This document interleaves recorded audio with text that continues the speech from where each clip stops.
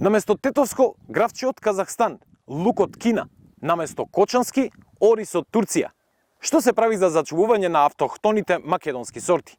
Некогаш оваа земја имаше неколку илјади оригинални семиња. Денеска се останати едва и неколку стотини. Ниту ги чува, ниту државата има стратегија како да ги врати специфичните заборавени земјоделски сорти кои со векови успевале на оваа почва, но поради негрижата веќе ги нема.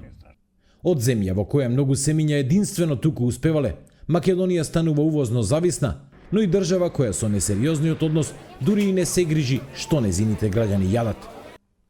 Здравко Арсов од Кочанско Облешево цел живот го посветил на одгледување орис. Ги негувал сортите кои на ова поднебје давале род.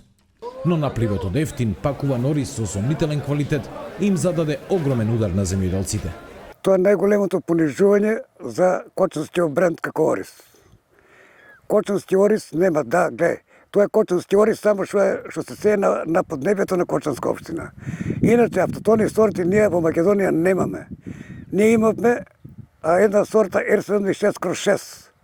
Тој се произведуваше неколку години, од тога и навамо во институтите нема пари, министерството не пушта пари и ние немаме, значи, производство на семе на орис буквално во Кочанскиот институт се не произведува. Македонија има огромен агробиодиверзитет, односно земјоделско-биолошка разновидност. Земјава се смета и за светски секундарен центар на потекло на некои земјоделски култури како гравот. Но со изумирање на селата, изумираат и раритетните земјоделски сорти, вели професорката Сонја Ивановска од Земјоделскиот факултет во Скопје. Во своето истражување кое сама си го финансирала, таа дошла до фрапантен податок.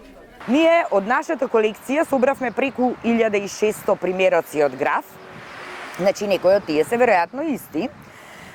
Издвоивме различни зрна и тие се направени слики, фотографии од нив и се објавени во таа публикација. Значи преку 500 и нешто фотографии имаме од различни зрна на граф. Тоа никој не го знае. Тоа е еден огромен диверзитет кој што треба да се заштити како таков. И наместо тоа, на рафтовите во македонските продавници се почесто има пакување на граф со потекло од Казахстан, леќа од Канада или пченица од непознато потекло. Нивните семиња не се дел од македонските гембанки, а ги има 3. На Земјоделскиот институт во Скопје, на Земјоделскиот факултет во Штип и во Институтот за тутун во Прилеп. Но работата на овие институции е сведена на минимум, оти во ниту една од нив не влегол ни денар за да се реализира некаков проект за зачувување на агробиодиверзитетот, велат стручњаците. Кај нас се предвидува сума, меѓутоа не се доделува заради неусогласеност на законските документи како би требало тие пари да се добијат. Мислам, тоа е некоја си работа што може еден правник да седне и да ја заврши за многу кусо време. Ние работевме, учествувавме во тие работни групи долго време. Нема никаков напредок, не се заинтересирани да го решат тој проблем. Автохтоните семиња кои луѓето кај нас со поколенија наназад ги чувале се многу повкусни и поквалитетни од хибридните и комерцијалните сорти. Имаат гени за отпорност на болести и на стресни климатски услови. Тие имаат помали, но постабилни приноси. Многу од нив повеќе ги нема. Од изумирање сепак ги чуваат институции кои се илјадници километри далеку од Македонија. Јас сега пребарував за гравот, значи една огромна колекција од 400 и нешто примероци со прилично голем диверзитет внатре. Има се чува во Колумбија, во Кали. Имаат генбанка најголема за најголема колекција на граф и нормално се чува таму. Така што си пишува точно дека Ала Џајков ја собирал која година си, значи нема тука лажење, нели? Тоа е од Македонија.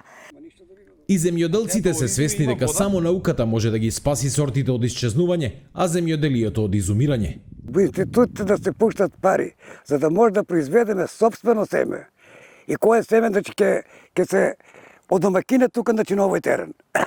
Ние увезуваме семе и то не сме сигурни дали тој може да се прилагоде. И го увезуваме со ризик. Ути не знаеме, значи, како може да успее. Македонија е една од ретките земји која се уште не го подпишала Нагоја протоколот според кој добивката од земјоделските култури фер и еднакво ја распределуваат и земјата која што ги нуди ресурсите и земјата која што ги користи и остварува профит. И додека автохтоните семиња не ги чуваат други држави, Поради бирократски причини, земјава се лишува да си го наплати делот од профитот од ваквите сорти, кои се одгледуваат и продаваат низ светот.